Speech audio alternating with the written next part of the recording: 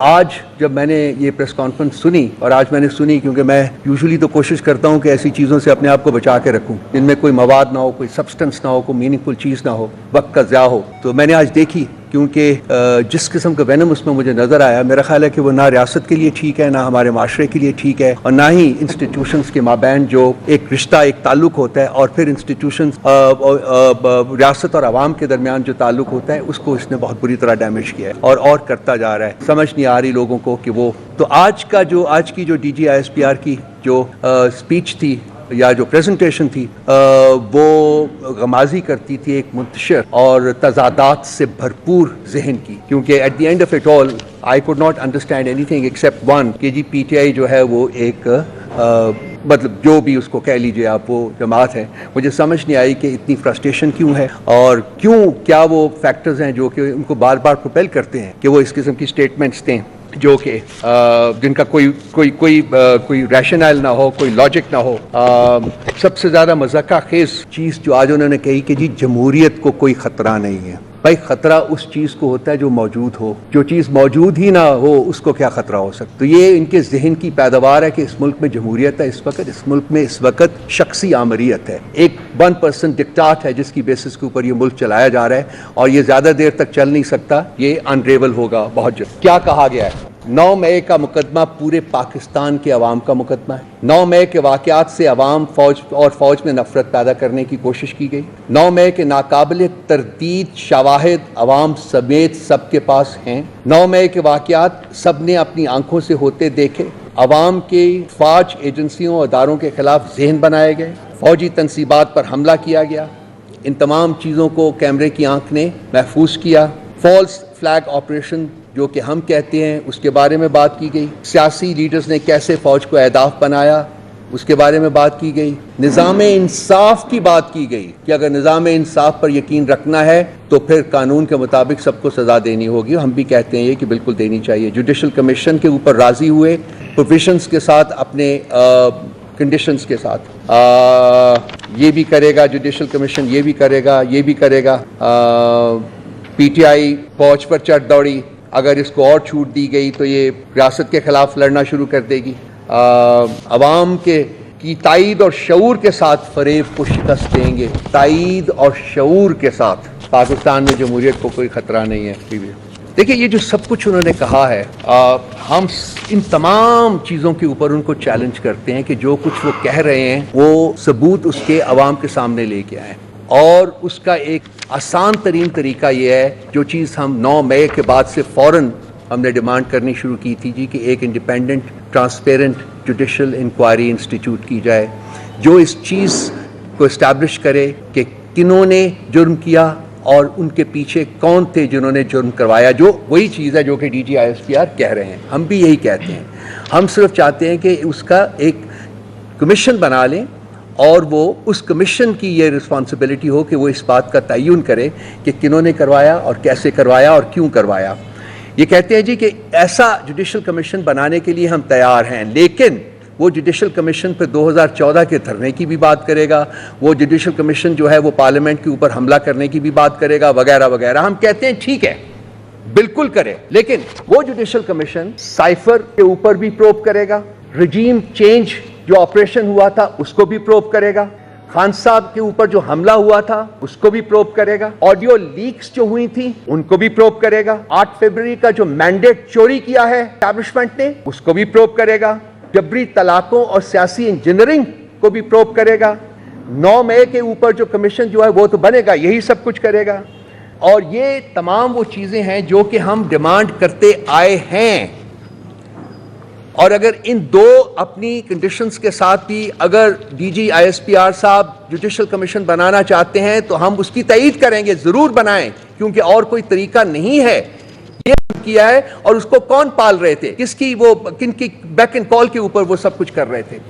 کم از کم PTI اس پہ شامل نہیں تھی۔ تو وقت آ گیا ہے کہ جی ہر 10-15 دن 20 دن مہینے کے بعد آپ لوگ ایک وینمس قسم کی پریس کانفرنس کر دیں PTI کے خلاف اور سمجھے کہ ہم یہ بھول جائیں گے، یہ نہیں ہوگا۔ اب جوڈیشل کمیشن آپ نے خود فرمایا ہے کہ قائم کرنے کو تیار ہیں، تو ہماری ایڈیشنز کے ساتھ اب جوڈیشل کمیشن کریں تاکہ قوم کو واقعی پتہ چلے کہ کون مجرم ہے۔ PTI مجرم ہے یا کہ وہ لوگ مجرم ہیں جو کہ پی ٹی آئی کے اوپر الزام لگا رہے ہیں. تو یہ بہت دیر ہو گئی ہے. 1 سال گزرنے کو ہے جی. آج 7 تاریخ ہے. 2 دن کے بعد 1 سال پورا ہو جائے گا اور یہ معاملہ وہیں کا وہیں لٹکا ہوا ہے. اور یہ بھی پروب ہونا چاہیے کہ جی ہمارے جو لوگ ہیں جن کو ڈسپیئر کیا گیا, جن کو ٹارچر کیا گیا, جن سے پوسٹ کنورژن کروائی گئی, ان کو 24 گھنٹے کے اندر عدالت کے سامنے نہیں پیش کیا گیا. وہ کون سے لوگ تھے جو کہ کار فرما تھے اس کے پیچھے جنہوں نے یہ سب کچھ کیا؟ رات کے اندھیرے میں مینڈیٹ لوٹا گیا, اس کی بھی پروب ہونی چاہیے. تو یہ جوڈیشل کمیشن بنائے, اس کو بہت واسٹ ان کا ٹی او آرز دیجیے, سب کچھ کرے. اور بھی بہت چیزیں جو میں اس وقت نہیں بیان کرنا چاہوں گا, اور ان کے بارے میں کمیشن کی رپورٹس بھی آ چکی ہوئی ہیں, وہ امپلیمنٹ بھی نہیں ہوئی. ہم چاہیں گے کہ وہ کمیشن پچھلے سانحوں کے بارے میں جو کمیشنز تھے بنائے گئے, ان کی رپورٹس جو آئی ہیں ان کو امپلیمنٹ بھی کیا جائے, تاکہ فوبان سنو حتمی طور کے اوپر یہ فیصلہ ہو سکے کہ کس نے ملک کی خدمت کی ہے اور کس نے ملک کو نقصان پہنچایا ہے. تو صرف الزام تراشی سے, صرف فنگر پوائنٹنگ سے کوئی مجرم ہو نہیں جاتا اور کوئی جرم سے آزاد نہیں ہو جاتا جب تک کہ اس کے پیچھے ایک کریڈیبل انکوائری جو ہے وہ نہیں ہوتی. ہم 1 سال سے ڈیمانڈ کر رہے ہیں.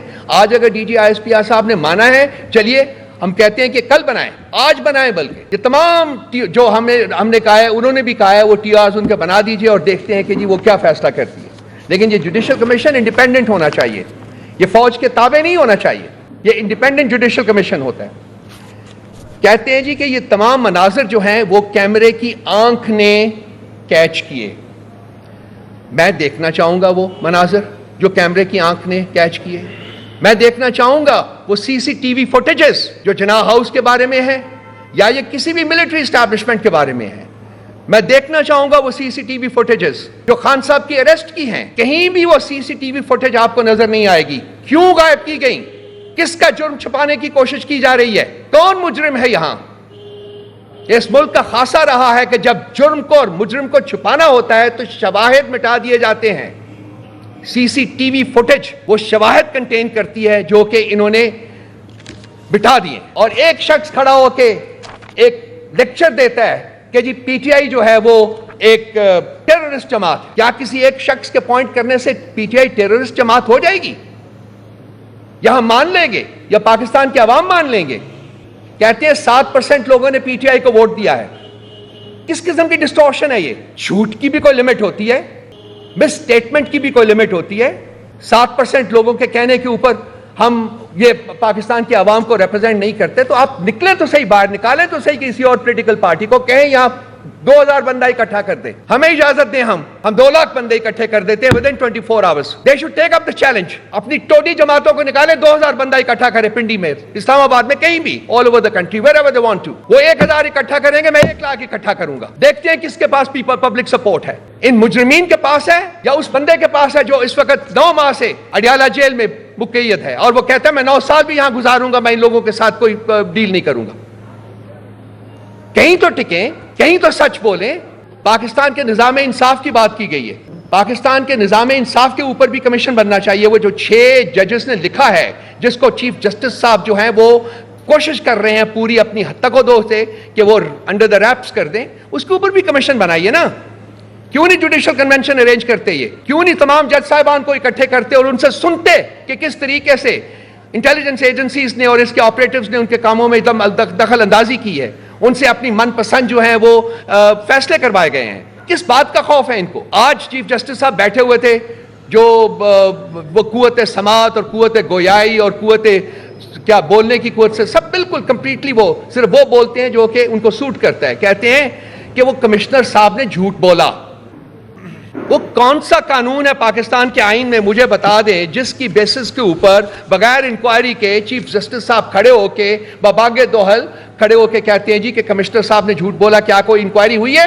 کیا کسی نے ان کی سٹیٹمنٹ ریکارڈ کی ہے؟ کہاں ہے وہ شخص جو کمشنر تھا پچھلے 2 مہینے سے؟ کہاں ہے وہ؟ میں نے تو تلاش کرنے کی کوشش کی ہے, مجھے نہیں ملا. وہ میں نے اپنے دوستوں سے بات کی ہے, بتا دیں کہاں ہے وہ. کہتے ہیں ہمیں بھی نہیں پتا. کس نے اس کو اٹھایا ہوا ہے؟ کس نے کڈنیپ کیا ہوا ہے؟ کس کی قید میں ہے وہ؟ کیوں ہے کسی کی قید میں؟ اس لیے کہ اس نے سچ بولا ہے, بتایا کہ کس طریقے سے الیکشنز جو ہے اس کو ہائی جیک کیا گیا ہے. بھئی کہاں رکیں گے آپ؟ خوف کس کو ہے؟ کیا پی ٹی آئی کو خوف ہے کوئی؟ ہم تو یہاں بیٹھے ہوئے ہیں, ہم تو عوام میں جاتے ہیں. ٹویٹر کو ہم نے بند کیا ہے, سوشل میڈیا کے اوپر قیود لگانے کا ہم سوچ رہے ہیں. لیجسلیشن جو لا رہے ہیں جو کہ پرسن اسپیسیفک لیجسلیشن ہے، کیا وہ ہم سوچ رہے ہیں؟ کون سوچ رہا ہے یہ سب کام کرنے کا؟ کس نے ملک کو پچھلے 2 سال سے اپنے شکنجے میں کسا ہوا ہے؟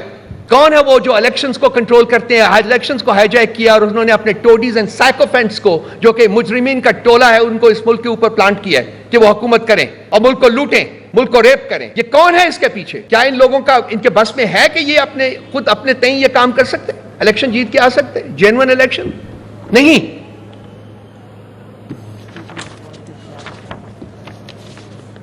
یہ بھی کہا گیا جی کہ پی ٹی آئی نے ایک نیریٹو بلڈ کیا فوج کے خلاف. جتنی سٹیٹمنٹس عمران خان صاحب نے فوج کے حق میں دی ہیں وہ شاید ہی کسی اور لیڈر نے نہ دی ہوں.